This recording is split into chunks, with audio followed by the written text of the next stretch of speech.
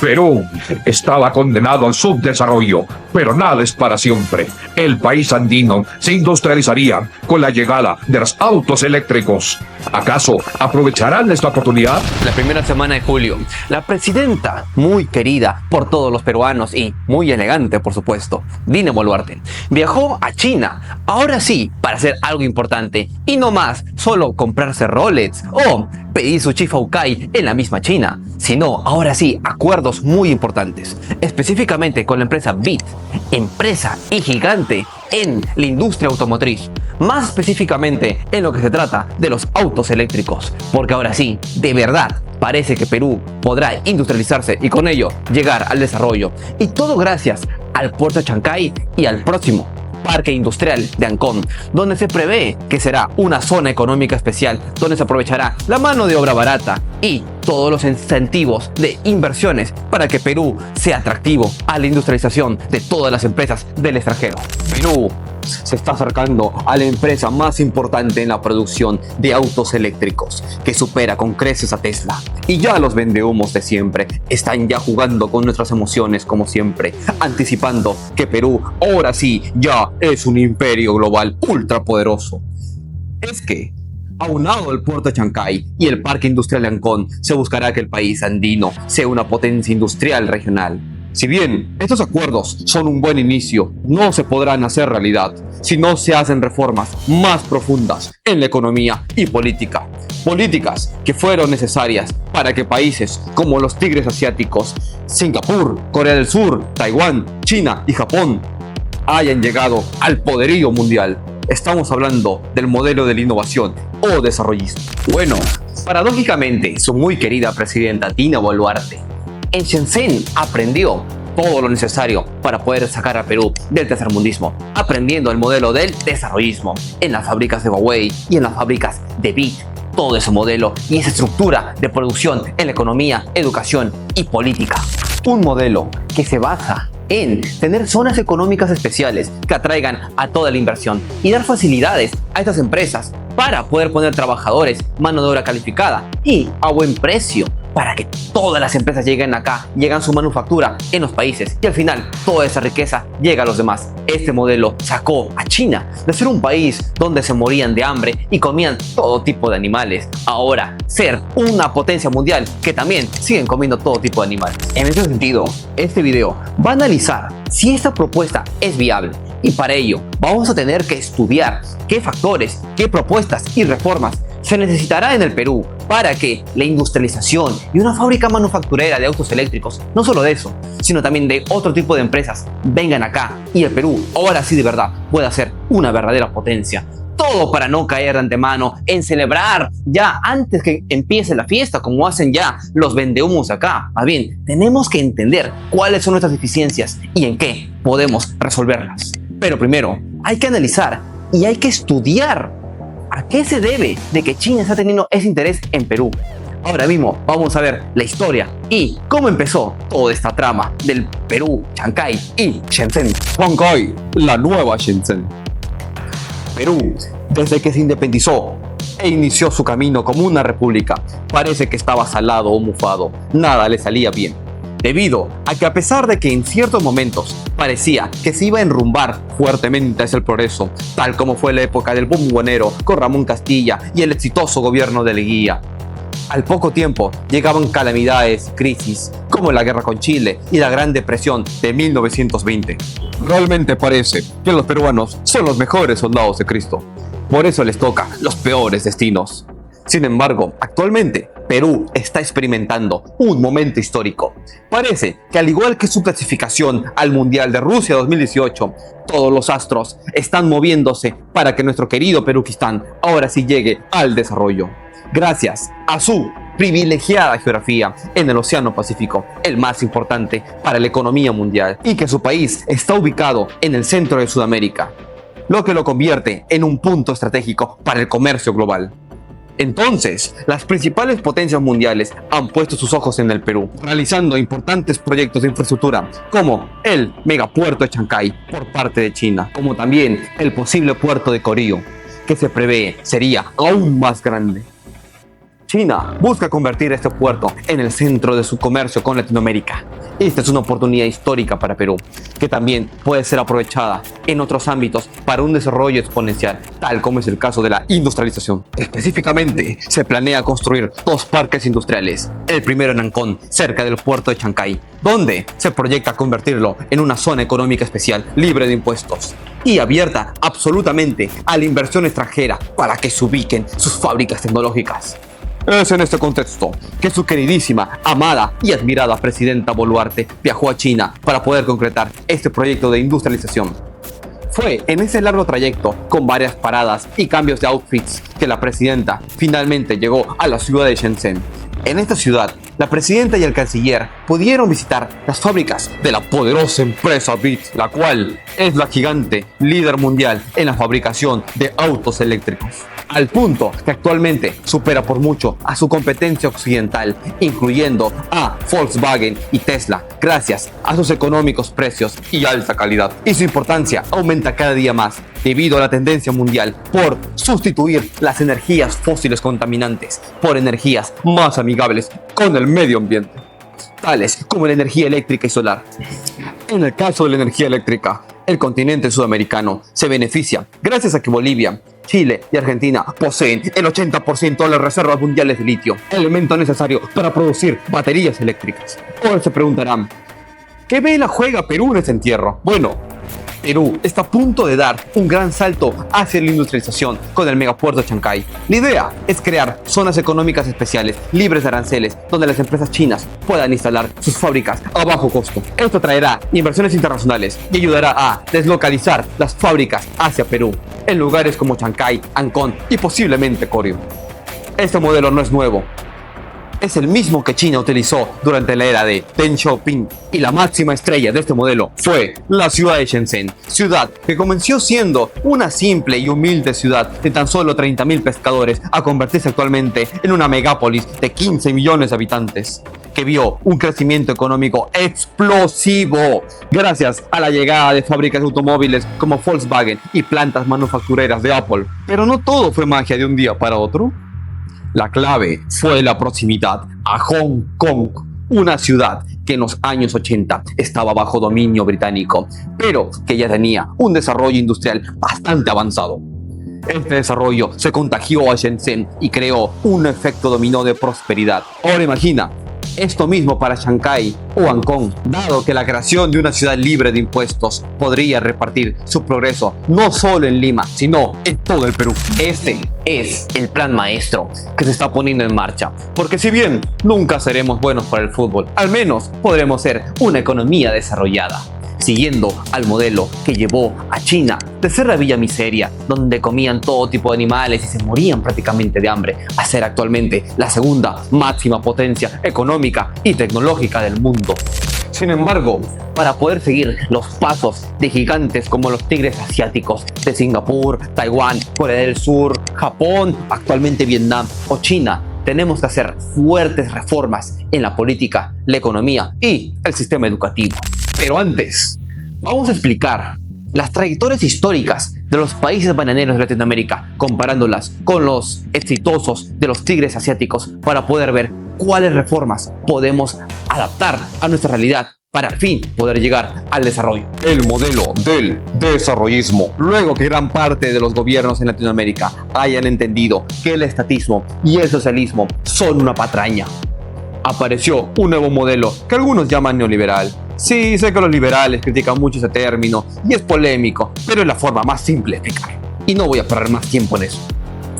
Bueno, en el caso peruano, con la llegada de su querido Chino Fujimori, en Chile con el generalísimo Pinochet, o en Argentina con Menem, llegó este modelo traído de el consenso de Washington. Este sistema, en pocas palabras, trataba de abrirse al libre mercado y solo exportar bienes en los que tenemos ventaja. Pero, como la baja calidad educativa del Perú impedía que sea competitiva en la tecnología e industria, entonces se contentaba con exportar materias primas, tales como alcachofas o el cobre. La realidad es que las economías enfocadas en exportar materias primas dependen de la demanda de los países industrializados, Por ejemplo, cuando en China y Corea sus empresas deciden aumentar la producción de televisores, entonces demandan materias primas de Perú como el cobre o hierro. Sí, es cierto, el modelo que seguimos promueve la inversión extranjera y por supuesto el libre mercado y la inversión extranjera es genial para nuestro crecimiento. Gracias a este modelo traído por el chino Fujimori,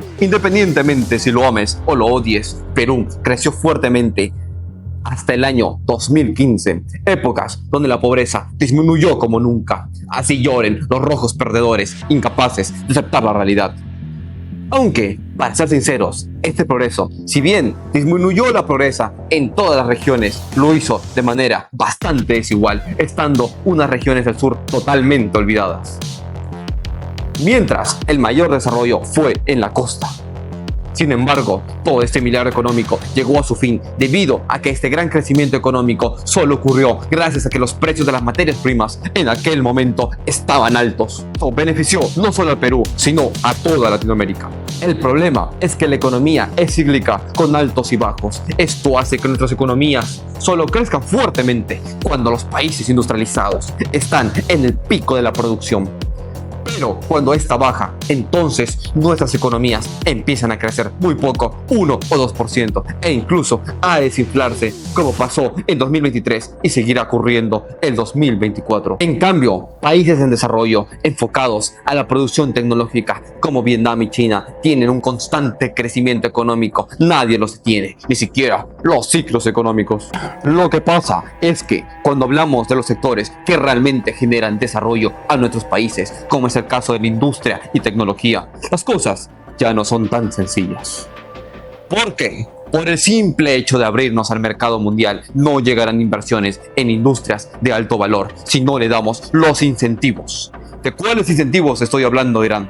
Gran población joven con alta capacidad profesional en ciencia e informática. Por ejemplo, las empresas occidentales invirtieron fuertemente en China, Taiwán, Corea y ahora en Vietnam, porque esos países, gracias a su fuerte inversión en educación, les ofrecían una enorme mano de obra con alta preparación educativa y un salario menor. Claro, ¿por qué rayos creen ustedes que Tesla o BIT deberían colocar sus fábricas y laboratorios en países como Perú y Chile, si ambos países están bajos en los rankings de educación escolar y universidades? Es por esta triste realidad que la mayor parte de la inversión extranjera está principalmente en los sectores de materias primas, como la agroexportación, la minería y los combustibles. Es decir, no encuentran valor en nuestra gente y la verdad es culpa de nuestros gobiernos que sea así. Porque ellos mismos son los primeros en desmerecer las capacidades de su propia gente. Debido a que siempre cuando hablan de la riqueza de nuestras naciones, se refieren a sus recursos naturales y no a sus ciudadanos. Por eso nunca les importó seriamente mejorar la educación. Es que está comprobado en todos lados que solo con un sistema educativo de calidad un país tiene asegurado el desarrollo. Los ejemplos son claros: Corea del Sur, Singapur, Taiwán y Finlandia. Todos ellos priorizaron su educación, justamente porque la educación es el único medio por el cual los países pueden llegar al único modelo económico que brinda desarrollo, el modelo de la innovación. Bueno, ahora sí seguro estarán cansados conmigo. Siempre hablo el modelo de innovación, desarrollismo, y ahora se preguntarán, ¿de qué se trata? Ahora sí dilo de verdad, ya deja florearnos tanto. Bueno, este modelo tiene dos factores necesarios para que se haga realidad. El primero de todos es la educación. Empecemos explicando con Singapur.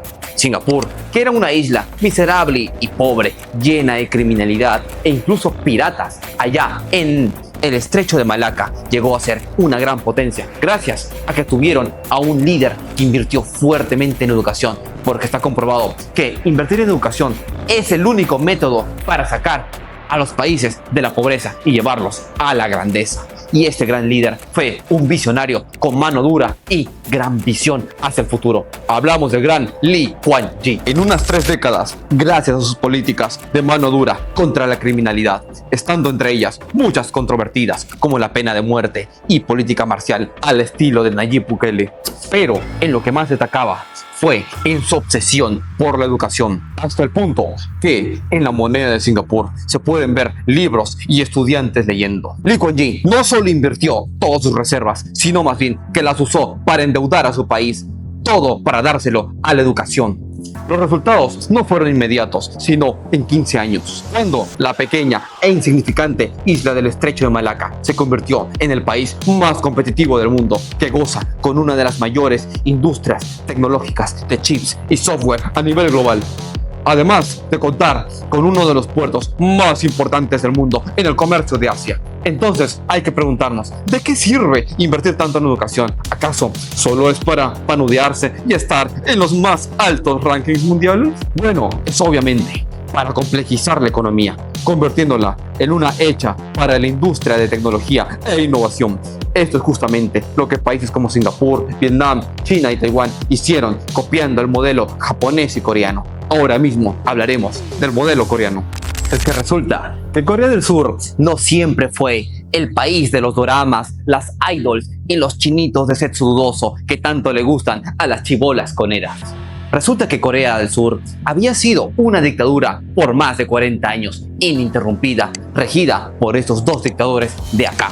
Y es que estos dos dictadores invirtieron y desarrollaron un nuevo modelo y sistema económico bastante alejado de las estupideces y sandeces de nosotros los sudacas latinoamericanos, como fue la época de Perón en Argentina, Velasco Alvarado en Perú, Allende en Chile, actualmente Evo Morales en Bolivia o Getúlio Vargas en Brasil. Ahora mismo vamos a verlo. Todos estos pie de paja, salta para atrás, bultos, granujas, apostaron por la industrialización, por sustitución de importaciones. Este modelo latinoamericano fracasado dependía del estatismo y el clientelismo, bloqueando la competencia internacional. ¿Y el resultado? Empresas corruptas y fallidas que entregaban productos de bajo valor y causaban enormes pérdidas al Estado. ¿Esto acaso no les recuerda a Petroperú? Bueno, el modelo correcto no es que el Estado lo haga todo, ni tampoco que se quede mirando como un vegetal, dejando que el mercado lo resuelva todo, como dirían los libertarios. No. El truco es que el Estado y las empresas privadas trabajen juntos en sinergia, basado en los principios de mercado, de la oferta y demanda, la eficiencia y la innovación.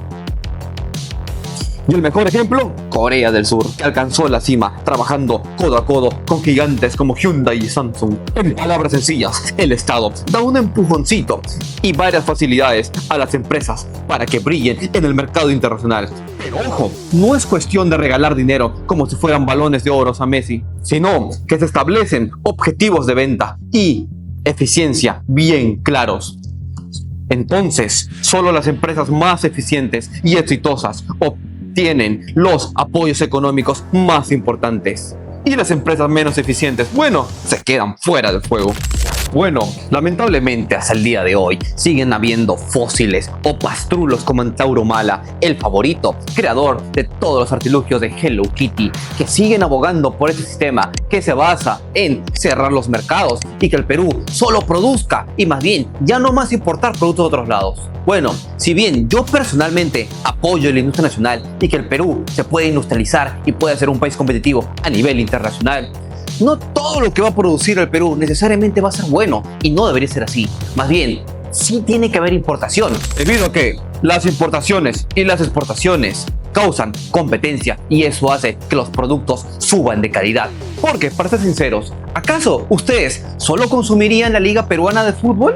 Esos muertos de hambre, esos troncazos. Mano, yo preferiría ver la Premier League o otras ligas. ¿O acaso ustedes solo se quedarían a ver las series de Michael Alexander como Mi Amor el Guachimán? ¿O ver todas las temporadas de Funday City donde siguen reviviendo personajes? No, tú preferirías ver The Boys o Game of Thrones, entre otras series. Bueno, todo esto es lo contrario a lo que realmente es el modelo asiático en lo que es la economía. En lugar de cerrar el comercio en el mundo, lo que se busca es más bien que nuestros productos compitan con el exterior. Aunque, eso sí, con un cierto grado de proteccionismo en algunos productos claves. De cualquier forma, la industrialización en este modelo está focalizada a las exportaciones. Y para ello, el Estado apoya y da todas las facilidades a las empresas locales tecnológicas para que puedan competir en el exterior e incluso ganarle a los países más poderosos.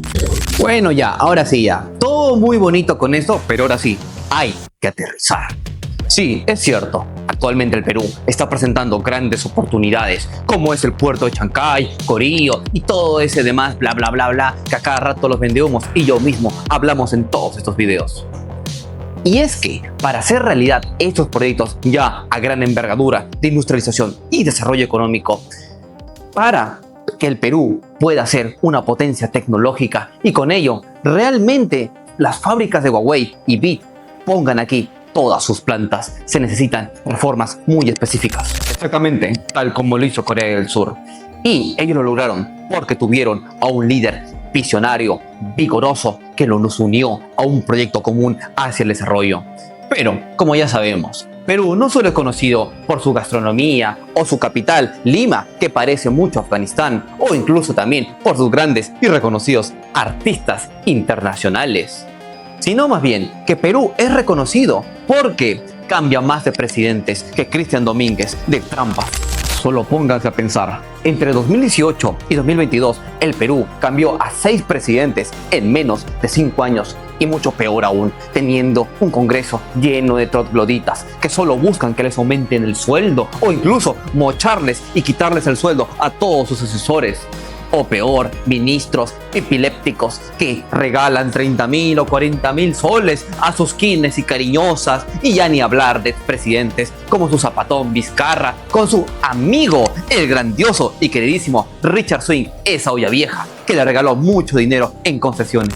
Perú tiene una de las clases políticas más paupérrimas que existe, y esto parece que no va a cambiar, dado que el candidato más voceado y hablado es un fumón que no tiene idea de geopolítica, economía, historia, relaciones internacionales e incluso sentido común. Estamos hablando del amante de Hello Kitty y del baje de Pepa, Antauro Humala. Lo peor es que es muy probable que gane, porque sus otros contrincantes parecen ser aún más analfabetos políticos o viejos lesbianos que tienen ya poco que aportar a la política y realmente no saben qué hacer en este nuevo mundo. Singapur llegó hasta donde llegó, lo mismo que Corea del Sur, porque lo dirigieron hombres con voluntades y visión firme. Lee Kuan Yew gobernó ininterrumpidamente durante más de 30 años, y países exitosos como Vietnam o Japón son prácticamente dictaduras de un solo partido que gobierna por décadas. Hablamos del Partido Comunista en Singapur y del Partido Conservador en Japón. Y hay que ser realistas, porque actualmente no parece que estemos a la espera de un nuevo gran líder que nos vuelva a encaminar y unir a un destino común. Y a pesar que lo detesten, lo mismo ocurrió con Alberto Fujimori, que rescató la economía del país y lo volvió a enrumbar luego de la mayor crisis económica de su historia y un pánico por el terrorismo que se vivía en aquel momento. Peor aún, a nivel de la reforma educativa es aún más complicado, porque tenemos a estos directores pie de paja de todas estas universidades truchas que no les importa para nada en mejorar su educación, sino más bien en forrarse de dinero para hacer sus partidos políticos. Y ya ni hablar también a nivel del Congreso, donde tenemos a toda una bancada de los ayayeros de Pedro Castillos. Una bancada de profesores incompetentes que solamente buscan que ya no les den exámenes, que más bien les suban el sueldo, por más que muchos de esos profesores sean en la realidad prácticamente unos analfabetos. Yo no estoy en desacuerdo con que les suban el sueldo a los profesores, porque realmente ganan una miseria y eso es una injusticia, pero tienen que ganárselo y tienen que merecerlo. Y para eso tenemos que mejorar en las pruebas PISA, que es el mayor resultado en lo que se puede ver si realmente se merecen tener un mejor sueldo. Y ya ni hablar también de los muy famosos caviares que antes dominaban la SUNEDO, de que si bien es cierto, hay que aceptarlo y es una realidad, la SUNEDO ayudó a que muchas universidades mejoraran y pudieran institucionalizarse a los niveles internacionales, pero también tenían otras deficiencias, porque les preocupaba más y ponían toda su atención en priorizar todos los papers e investigaciones de tonterías como estudios de género que no van a aumentar el PBI ni el desarrollo del país realmente. En lugar de eso, debieron haberse focalizado más en estudios de tecnología y ciencia. Bueno, vamos a ser realistas. A estas elecciones realmente no hay esperanza con que vaya a haber un gran candidato, un Lee Kuan Yew con gran visión de estadista. Más bien, vamos a pasar unos 5 años donde vamos a tener que sobrevivir. Así que todo depende de los jóvenes, nosotros. Y es un proyecto a largo plazo. Las elecciones serán en 2026, así que lo único que tenemos que preocuparnos es poner a la mayor cantidad de candidatos jóvenes en el Congreso para que todos estos parásitos y trogloditas no puedan salirse con las suyas y al menos estropear todos sus planes que ellos quieren para destruir aún más la educación. porque yo estoy convencido que al final del camino vamos a triunfar y Perú podrá tener la posición que siempre históricamente se ha merecido. Y con esto me despido y les agradezco por ver el video. Suscríbanse, denle like y compartan, pero sobre todo comenten y critíquenlo. Denme otras opiniones y otros conceptos que los voy a responder y voy a debatir con ustedes en los comentarios. Muchas gracias y nos vemos y sigan viendo Choque fuerte.